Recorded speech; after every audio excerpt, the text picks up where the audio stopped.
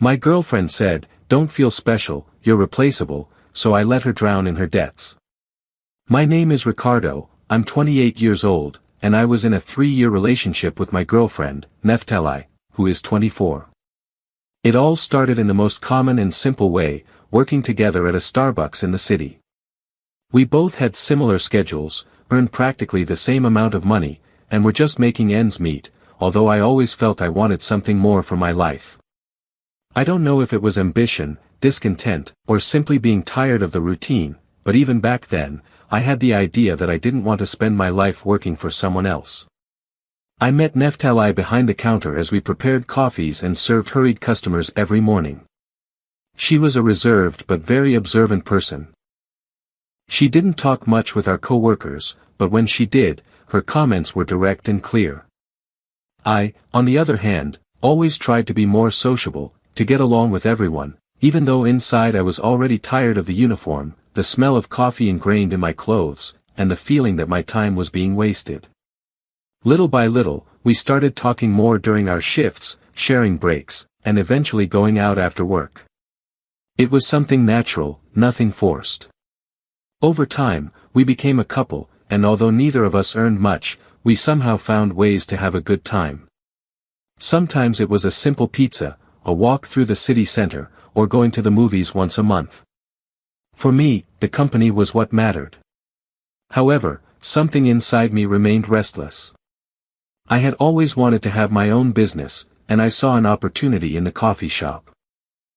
I watched every day how people spent money on a drink without a second thought. How coffee was more than a product, it was a habit, a social space, an excuse to meet up. I constantly asked myself why I couldn't be the one to offer that, but in my own way. After much thought and saving what little I could, I decided to quit. It was one of the most difficult decisions I've ever made because, even though I didn't like the job, it was a secure income, and at that moment, I had nothing else. Neftali was surprised at first, she even questioned me a lot. I remember her words perfectly, "Are you really going to leave a steady paycheck for an idea you don't even know will work?" I didn't have a completely convincing answer, but I was convinced that if I didn't try, I would regret it for the rest of my life. So, I took the plunge. I opened a small coffee shop in a rented space. In the beginning, it was very complicated. Paperwork, unexpected expenses, sleepless nights, wondering if there would be enough customers the next day. But slowly, with effort and perseverance, it started to work. I was behind the counter, making coffees, waiting tables, and closing the place at night. It was exhausting, but different. Every hour of work was for myself, and every satisfied customer was a reminder that I hadn't made a mistake. Neftali supported me as much as she could, although she continued working at Starbucks. She was studying graphic design, and I saw a promising future in her. However, there was something that worried me. The cost of her degree was a weight she carried alone, and I knew she couldn't afford it. One day, after giving it a lot of thought, I offered to pay for her university. It wasn't a simple conversation. At first, she was very reluctant, almost offended. "No, Ricardo, I don't want you to think I'm with you for your money," she told me seriously. I tried to explain that it wasn't like that it was important for me to see her grow, that her success mattered to me too, and that if it was in my power to help her, I was going to do it. After several arguments and silences, she accepted, and a new stage in our relationship began. At first, everything was strange. She didn't want me to cover her expenses, but little by little, she got used to it. I paid her monthly tuition, the materials she needed, the design software, and even her transportation when she was short on cash. I didn't see it as a sacrifice, but as an investment in her, in us. Meanwhile, my coffee shop grew. After a couple of years, I managed to open a second branch, and sometime later, a third. The business was doing well, much better than I had imagined that time I quit Starbucks, afraid I wouldn't even have enough to pay rent. I didn't get rich overnight, but I did achieve a level of financial stability that allowed me to live peacefully, help my family with some things, and, of course, cover all of Neftali's expenses. Over time, paying for everything became normal. She quit her job. She no longer saw the point in staying at Starbucks when I could cover everything. I never held it against her because I did it from the heart. Sometimes, the thought would cross my mind whether it was right to get her used to this lifestyle, to me solving everything, but I always ended up convincing myself that love is shown through actions, and this was my way of showing it. I remained motivated. My driving force was to see her graduate, to see her practice her profession, and to feel that all that effort had been worth it. For me, working so many hours, taking risks with 3 coffee shops, and carrying the daily pressure of the business had a clear purpose, for both of us to have a better future. However, when she finally finished her degree, I was in for a surprise I didn't see coming. I thought she would look for internships, build a portfolio, or try to work at a design agency, but she didn't. She finished university, yes, but she never took a real step toward practicing what she had studied. I tried to motivate her, suggesting she send out resumes, create professional profiles. I even offered her a space in one of the coffee shops to design our advertising and get some practice, but she showed no interest. She always found excuses: it wasn't the right time, she needed to rest after so much effort, the salaries were low, or the competition was too tough. Gradually, I realized that her life hadn't changed much after graduating. On the contrary, what did change was her spending habits. She started buying more things than she ever would have thought of before. Designer clothes, expensive accessories, trips with friends, frequent outings to restaurants.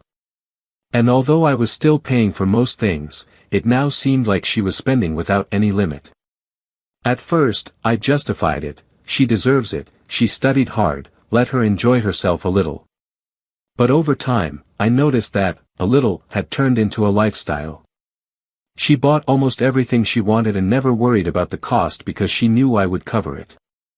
I worked hard every day to keep the coffee shops running, dealing with suppliers, employees, and finances, while I watched her spend with an ease she never had before. The balance tipped even further, and although I tried not to give it too much importance, deep down, something bothered me. The first big expense that really made me question everything happened a few months after her graduation. One day, out of the blue, she showed up driving a brand new car, straight from the dealership. I was stunned, not because I don't like cars, but because she never consulted me. It turned out she had financed it with one of the credit cards I had given her for her expenses, which, of course, I was the one paying off month after month. I remember the conversation clearly. "What is this, Neftali?" I asked with obvious annoyance, looking at the car parked in front of our apartment. "Honey, don't be mad. I needed it. Besides, you'll use it too. In the end, it's for both of us," she replied, smiling as if it were a shared gift. I couldn't believe it. A brand new car, financed without telling me beforehand. It felt like a huge sign of disrespect. Still, I tried to calm down. I thought maybe I could handle it over time, but the resentment lingered. A few weeks passed, and although I was still upset, I tried not to make it a daily battle. But then, something happened that I could no longer ignore. One afternoon, I left the house in a hurry and realized I had forgotten my wallet. Since we were together, I asked Neftali for one of her cards to pay for a couple of quick things. She didn't have a problem with it and gave it to me. When I went to use it, to my surprise, it was declined. That seemed strange to me because, according to her, she hadn't used it all month. I thought it might be a mistake, but I couldn't shake the uneasy feeling. When I got back to the apartment, I checked the bank statements, and there it all was. The card was maxed out with charges for clothes, makeup, perfumes, accessories, and luxury stores. Hundreds of purchases she had never mentioned. I sat in silence for a few minutes, trying to process what I was seeing. It wasn't possible that she had spent so much money in such a short time, and the worst part was that she did it behind my back. When I finally confronted her, the conversation spiraled out of control. "What is all this, Neftali? Do you really think this is normal?" I demanded, showing her the statement. She looked at me with annoyance and said something that still echoes in my head today. "You're being overly dramatic. A good man just pays and doesn't complain." I felt like I had been punched in the gut. I explained with rage everything it had cost me to build the coffee shops, the sleepless nights, the constant pressure of the business, and how she, instead of appreciating it, was just spending recklessly. But her response was even harsher. "Well, any man with pants on would pay without a fuss. Don't feel so special, Ricardo. You're replaceable. And you better take care of me, because there are a couple of guys at the gym who are eating me up with their eyes, and they're not ugly." That comment set me off completely. Not only was she disrespecting me, but she was also making it clear that she didn't value anything I did for her. I was silent for a few seconds. Then I looked her in the eyes and said calmly, though I was furious inside, "You know what, honey? You're right."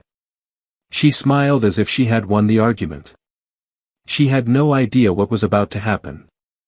I walked to the closet, pulled out a suitcase, and left it in the middle of the living room. If I'm so replaceable, then take your things. And mind you, only your things, not what I paid for. She looked confused. She thought I was joking. I continued speaking in a firm tone. "Wait. What is actually yours?" "Nothing, because I've paid for everything you have. So, do this. Take the new things you bought with that card and the car you wanted so badly, and leave. Enjoy driving it, because I'm sure it will be repossessed soon." She let out a nervous laugh and said, "Come on, Ricardo, stop joking." But I wasn't joking. I opened the door and asked her to leave. My decision was made.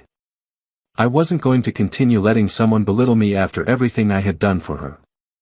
Neftali tried to argue, tried to manipulate me with sweet words and even tears, but I felt nothing anymore. I had put up with too much, and that phrase that I was replaceable was the straw that broke the camel's back. I watched her leave with her things, with her makeshift suitcase and a look of disbelief on her face. It hurt. Of course, it did. But I also felt a huge weight being lifted off my shoulders. That night, as I stayed alone in the apartment, I understood that I had been carrying someone who didn't want to grow, who had just gotten used to me solving everything. It wasn't easy, but from that moment on, I decided I would never again let someone make me feel that way. Update: it's been 3 weeks since I broke up with Neftali, and honestly, I thought the worst was behind me. I had convinced myself that the best thing to do was to focus on my business, my coffee shops, and my personal peace, because after everything that happened, it made no sense to keep dragging along a relationship that only drained me emotionally and financially. However, I was wrong. The unexpected hit me hard and in the most unforeseen way. That afternoon, I was at home resting after a particularly tough day at the coffee shops. I was just making myself a light dinner when I heard loud banging on the door. It wasn't normal knocking, it was hard, desperate bangs, as if someone wanted to break it down. I approached cautiously, thinking it might be an angry customer or some problem related to the business, but as soon as I opened it, I had no time to react. A direct punch landed on my face. The blow was so strong that I fell backward and tasted the metallic tang of blood in my mouth. When I managed to look up, I saw Derek, one of my supposed friends, with his fists clenched and his face full of fury. The first thing I thought was, what the hell is he doing here? I barely had time to get to my feet when he threw a second punch. This time, I managed to dodge it and responded with one straight to his jaw. The situation escalated in seconds, and before I knew it, we were grappling in the middle of my living room, hitting each other as if we were lifelong enemies. Between heavy breaths and poorly aimed punches, I managed to stop for a moment and yelled, "What the hell is wrong with you, Derek? Why are you coming to my house to attack me?" He, with wild eyes, responded full of hatred, "That's what you get for being a miserable excuse for a man." His words confused me. I didn't understand what he was talking about or why he was so furious. However, in that state of anger, there was no room for reason. We continued fighting for a few more minutes until, both exhausted, we ended up panting with our fists still raised but without the strength to continue.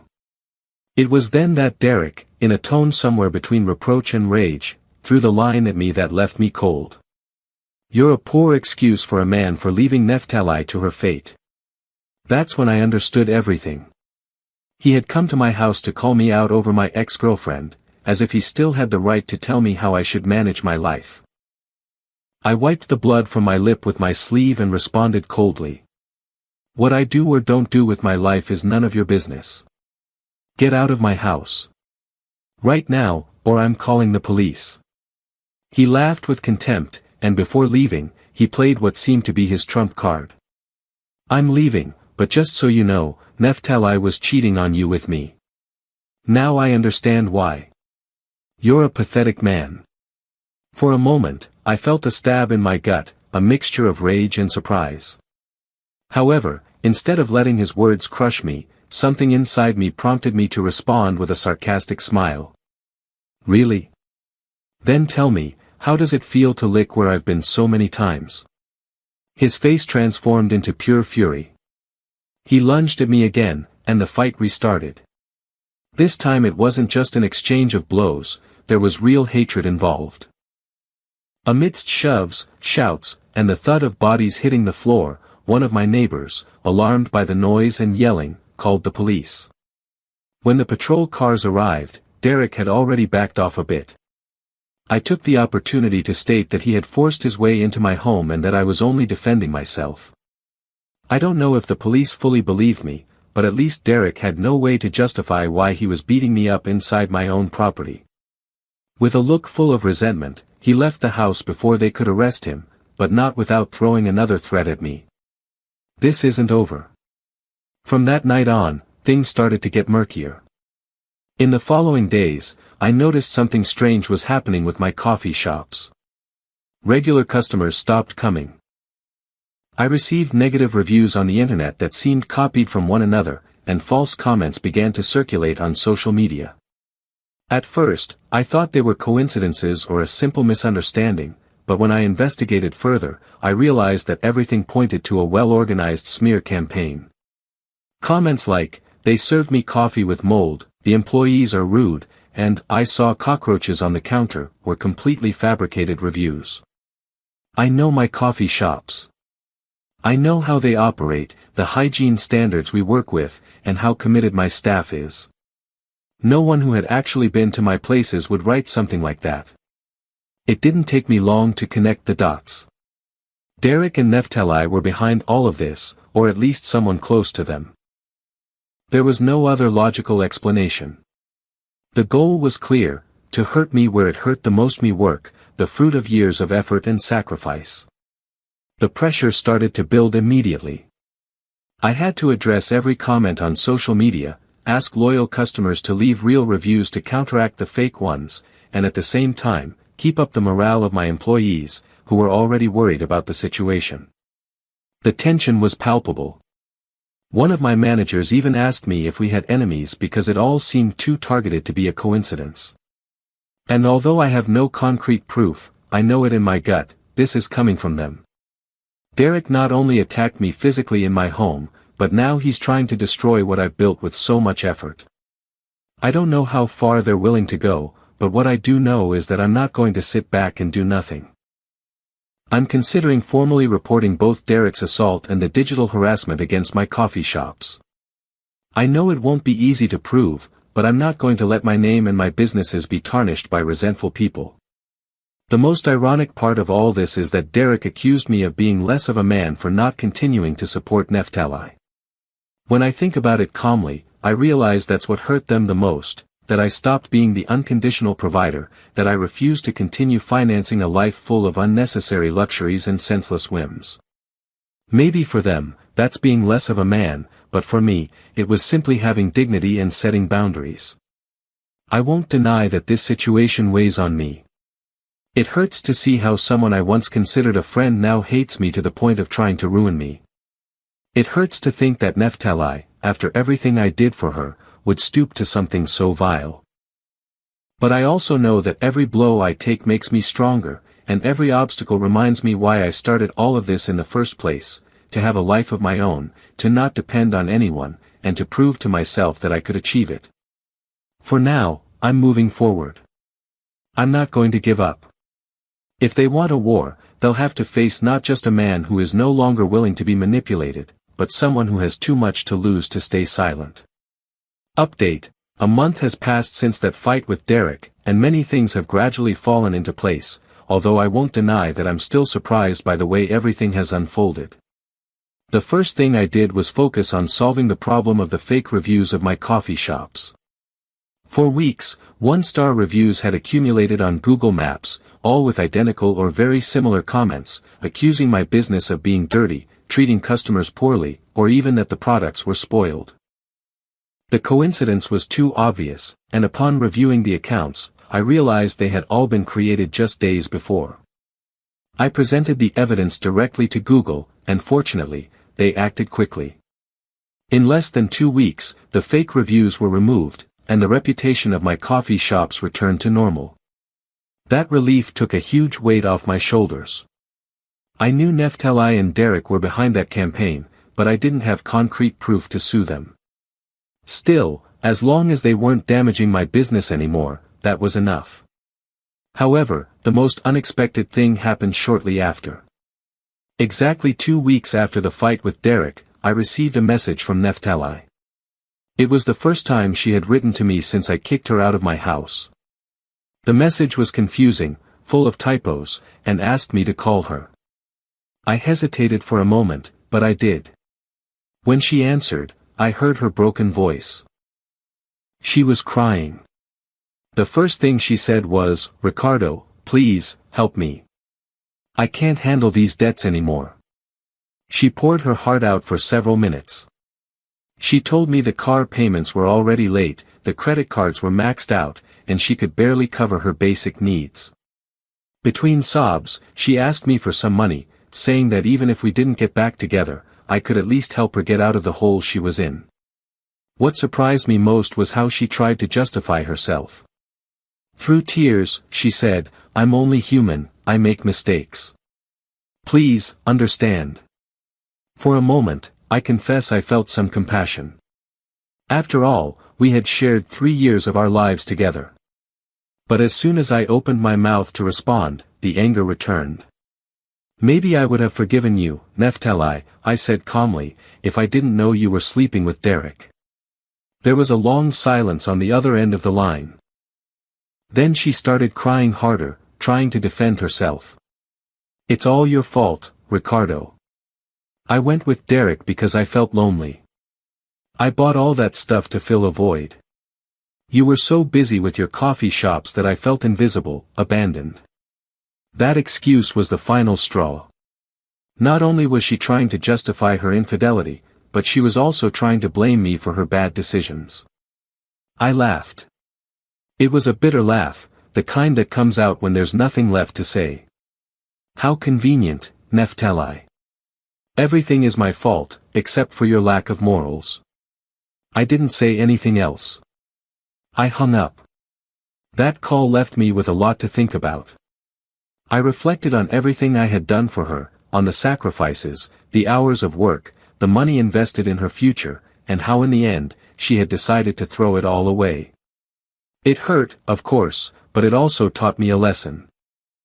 No matter how much you give to someone, if that person doesn't want to grow or value what they receive, sooner or later they will drag you down with them. Today, 1 month after everything, I am more focused than ever on my businesses.